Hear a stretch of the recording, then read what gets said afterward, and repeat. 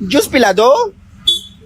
मौसम्बी का। ये मीम तो आप लोगों ने जरूर सुनी होगी, पर क्या आपको पता है कि गयाना के एक शहर जोन्स टाउन में 900 से ज्यादा लोगों ने अपने गढ़ लीडर जिम जोन्स के कहने पे एक जहर मिला हुआ जूस पी लिया था और वो पीते ही सबकी मौत वाक़ई हो गई थी। 18 नवंबर 1978 को लोगों ने अपने रेडियोस पर, टीवी पर एक ऐसी न्यूज सुनी जिसको सुनने वाले के रोंगटे खड़े हो, जो उन्होंने पहले कभी नहीं सुनी। गयाना के एक शहर जोन्स टाउन, जो कि जॉर्ज टाउन उसके कैपिटल से कुछ 150 मील दूर है, वहाँ पे 918 लोगों की मौत वाक़ई हो गई। और उसकी वजह जब जानना चाहिए तो पता चला कि एक जिम जोन्स नामी गढ़ लीडर, उसने अपने फॉलोअर्स जो कि 1000 के करीब तादाद में थे, उन सबको जमा किया और उनको जूस पीने का कहा। जब उन्होंने जूस पी लिया, एक के बाद एक सब मरना शुरू हो गए, क्योंकि उस जूस के अंदर साइनाइड मिला हुआ था। इस पूरी प्रैक्टिस को उसने रेवोल्यूशनरी सुसाइड का नाम दिया था और इसके लिए वो बहुत सालों से प्रिपेयर कर रहा था।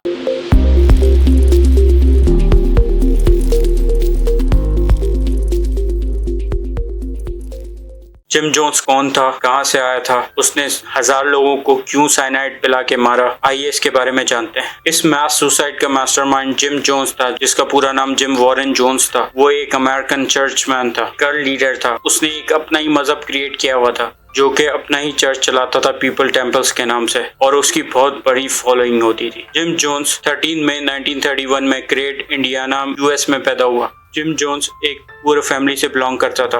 उसके फादर वर्ल्ड वॉर 2 में बहुत जख्मी हो गए थे, जिसकी वजह से वो हर वक्त बेड रिडन होते थे, तो वो कोई काम नहीं कर सकते थे, जिसकी वजह से उनके घर के माली हालात बहुत खराब हो गए थे और फिर उसकी मदर को काम करना पड़ता था। अक्सर वो लोग कोई काम नहीं करते थे और रिश्तेदारों से पैसे लेते थे। जिम जोन्स इन माली हालात की वजह से बहुत ज्यादा परेशान था और अक्सर मजदूरी ढूंढता रहता था। उसके घर वाले भी उससे परेशान थे, क्योंकि वो बचपन से ही ऐसी हरकत करता था कि पड़ोसी कंप्लेन करते थे हमेशा। बहुत ही ज्यादा पुअर हालात में बड़ा हुआ था और उसको ये पता था कि उसको बड़े होके कुछ करना है और लोगों पे कैसे इन्फ्लुएंस लेना है। चर्च की तरफ वजह दी, क्योंकि डिफरेंट चर्च वाले उसकी फैमिली की हेल्प करते थे और वो फिर उन चर्च के लोगों के साथ जुड़ गया और चर्च के बारे में ज्यादा पढ़ना शुरू हो गया। यहीं उसने पेंटेकोस्टलिज्म के बारे में पढ़ना शुरू किया, जिसमें मिरेकल्स के बारे में पढ़ना शुरू किया। उसने लोगों को ये यकीन दिलाया कि उसके अंदर भी कुछ मिरेकल्स हैं और वो एक गॉड सेंट प्रॉफिट है। जैसे जैसे वो चर्च वालों के साथ जुड़ता गया और कॉन्टेक्ट्स बनाता गया,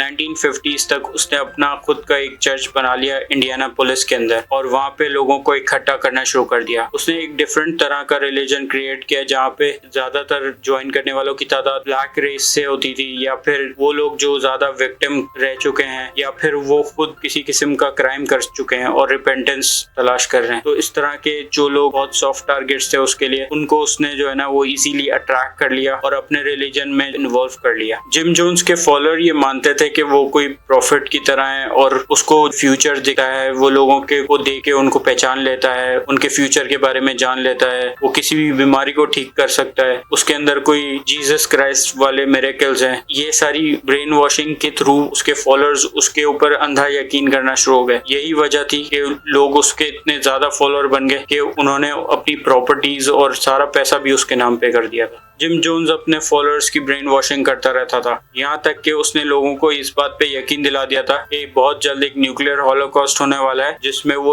उसके सिर्फ फॉलोअर्स जिंदा बचेंगे और बाकी कोई नहीं बचेगा जिंदा, क्योंकि वो उन सबको एक सेफ जगह पे ले जाएगा। जस्ट बिकॉज उसको फ्यूचर दिखता है तो वो अर्ली प्रिडिक्ट कर लेगा और बहुत सारे लोगों को सेफ जगह पर ले जाएगा। 1950 से 1970s तक जिम जोन्स ने अपनी फॉलोइंग बहुत ज्यादा बढ़ा ली थी। वो बड़े बड़े पॉलिटिशियंस में उठता बैठता था, बड़े बड़े चर्च के लोगों से मिलता था, सब लोग उसको बहुत ज्यादा नोबल चर्चमैन समझते थे, यहाँ तक कि हर कोई उसका फॉलोअर बनता जा रहा था। इवन के प्रेस भी उसके पीछे पीछे आता था, क्योंकि उसकी सेटिंग सब जगह हो गई थी, हर कोई उसको बहुत अच्छा मानता था। 1960s में उसने एक अपना सेकंड चर्च कैलिफोर्निया में बनाया और फिर 1970s के अंदर सैन फ्रांसिस्को के अंदर उसने अपना तीसरा चर्च भी बना लिया। 1972 के अंदर उसने अपना एक चौथा चर्च भी बना लिया लॉस एंजलिस के अंदर। वो अपने एक डिफरेंट रिलीजन के बारे में लोगों को पढ़ाता रहता था। 1970s के अंदर ही जिम जोन्स को ये फील होने लगा कि उसकी जो प्रैक्टिसेस हैं वो एंटी रिलीजन हो रही हैं और लोगों को ये सब पता चल रहा है और बहुत ज्यादा पावरफुल लोग उसके अगेंस्ट में काम करना शुरू हो गए और बहुत जल्द उसके सारे चर्च को बंद कर दिया जाएगा या बैन लगा दिया जाएगा। तो इसके लिए उसने गयाना के अंदर एक कंपाउंड बाय किया 3800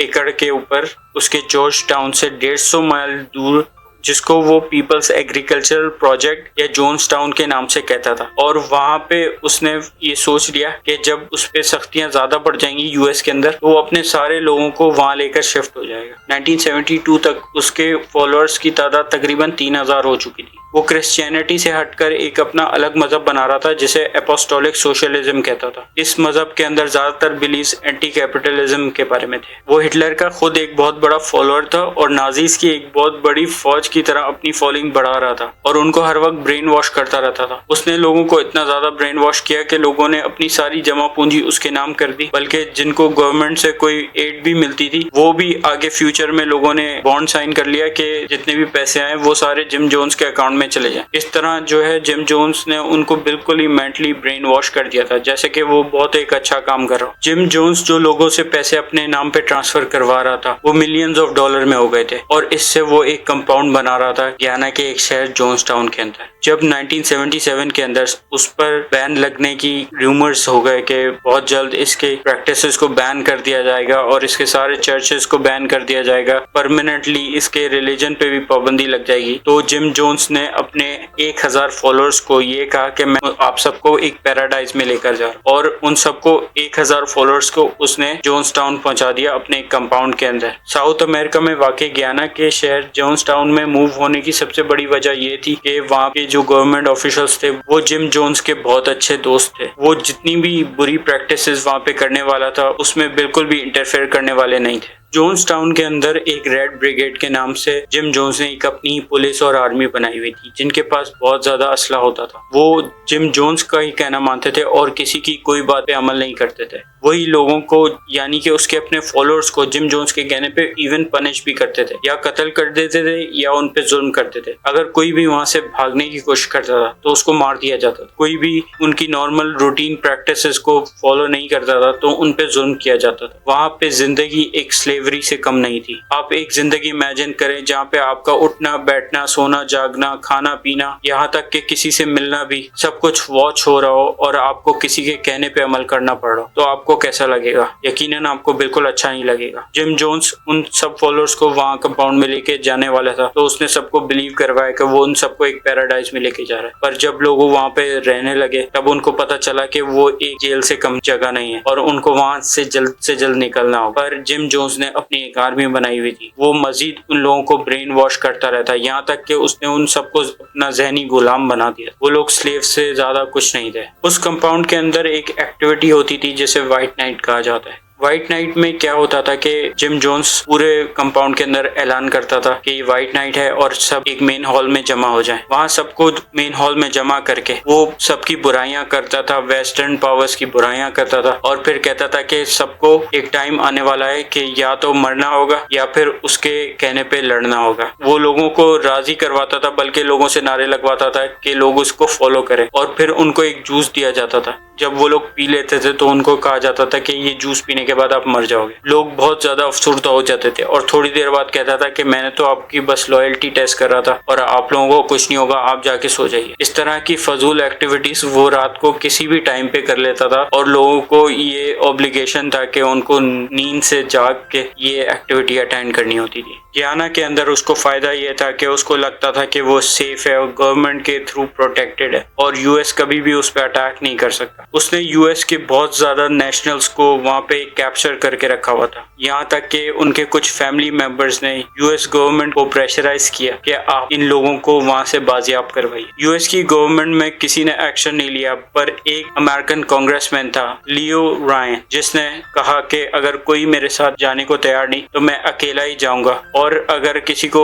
शौक है मेरे साथ जाने का, कोई भी रिपोर्टर उन फैमिली मेंबर्स के रिलेटिव्स मेरे साथ जा सकते हैं। वहां पे रहने वालों के कुछ रिलेटिव्स जो यूएस के अंदर थे और सीएनबीसी के कुछ रिपोर्टर्स सब मिलके लियो रायन अमेरिकन कांग्रेसमैन के साथ जहाज में एक प्राइवेट डेलीगेशन के थ्रू गयाना के पोर्ट कैटूना पे पहुंचे और वहां से वो जॉर्ज टाउन चले गए क्योंकि उनको जोन्स टाउन में एंटर नहीं होने की इजाजत थी। बहुत बात के बाद 17 नवंबर 1978 को उनको जोन्स टाउन पीपल्स टेम्पल के अंदर आने की इजाजत हुई। वहां पे ये सब दिखाया गया है कि वहां पे सब कुछ अच्छा चल रहा है। लियो रायन को भी यही लगा कि वहां पे सब ठीक है। जैसे ही रात अंधेरी होती गई, बहुत सारे लोगों ने लियो रायन को कहा कि वो वहाँ पे बिल्कुल भी खुश नहीं है और वो वहाँ से यूएस जाना चाहता है। ये बात जिम जोन्स को बिल्कुल भी बर्दाश्त नहीं हुई और वो उन लोगों को सजा देना चाहता था, पर वो एक अमेरिकन कांग्रेसमैन के दबाव में भी था। वो उसके सामने ये सब नहीं कर सकता था। उसको पता था कि कुछ भी हुआ तो अमेरिका उसके खिलाफ जंग कर सकता है। उसको अच्छा तो नहीं लगा, पर उसने कहा मैं किसी को प्रेशराइज नहीं करूंगा। करते करते कुछ 14 से 30 लोग लियो रायन के साथ जाने को तैयार हो गए। यहाँ तक कि उसके कुछ ब्लाइंड फॉलोअर्स ने कांग्रेसमैन लियो रायन पे अटैक भी कर दिया, जिसकी वजह से उसकी सेफ्टी को इश्यूज हो गए। जिस दिन वो इंसिडेंट हुआ मैस सुसाइड वाला, उसकी सुबह को लियो रायन कुछ विक्टिम्स को जिनको वो रेस्क्यू करके लेके जा रहा था अपने साथ यूएस, उनके साथ वो पोर्ट कैटूना पहुंचा। पोर्ट कैटूना पहुंचते ही उस पे सीएनबीसी के रिपोर्टर्स उसके साथ आए हुए डेलीगेशन पे एक अटैक हो गया, एक आर्म्ड अटैक, और ये रेड ब्रिगेड जिम जोन्स की फौज ने किया था, जिसके अंदर लियो रायन की मौत हो गई। जैसे ही जिम जोन्स को पता चला कि लियो रायन को लोगों ने मार दिया है, तो उसको एक बात तो पक्की थी कि यूएस अपनी आर्मी भेजने वाला है, उसको पकड़ के कैद किया जाएगा और उसके सारे फॉलोअर्स को पकड़ लिया जाएगा और कुछ को रिहा कर दिया जाएगा। उसकी सजा तो पक्की है और उसको फांसी से कम सजा की उम्मीद भी नहीं थी। जैसे ही उसने ये सोच लिया, उसने व्हाइट नाइट के नाम पे अपने सारे फॉलोअर्स को जमा किया और जबरदस्ती जूस पिला दिया, और जो लोग जूस नहीं पी सकते थे उनको जबरदस्ती इंजेक्ट कर दिया। उसमें 300 से ज्यादा बच्चे थे जो कि 18 साल से कम उम्र, जो कि माइनर्स काउंट होते हैं, वो शामिल थे। 300 से 400 खवातीन भी शामिल थी। इन सबको उसने जबरदस्ती जहर दिया। इसको मैस सुसाइड का नाम दिया गया। अमेरिकन हिस्ट्री में ये सबसे बड़ा मैस सुसाइड हुआ था। अगली सुबह आर्मी जब वहां पे पहुंची तो 1000 लोगों की लाशें बिछी हुई थी। ये एक बहुत बुरा दिन था। हम सबको अपना लीडर देख के चुनना चाहिए। अगर हमें ऐसा फील हो कि हमारे लीडर की प्रैक्टिसेस कल्ट प्रैक्टिसेस जैसी हैं, तो हमें इसे अवॉइड करना चाहिए। Thank you so much.